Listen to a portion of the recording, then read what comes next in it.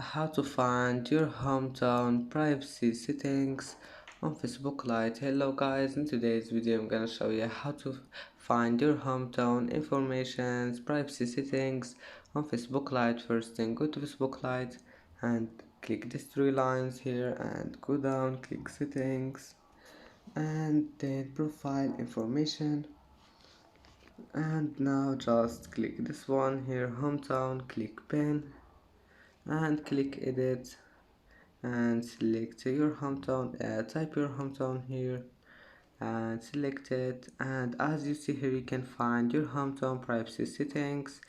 Then just click save, and that's it for today's video. If you like this video, please don't forget to like and don't forget to subscribe, and thank you for watching this video until the end, and now see you in the next video.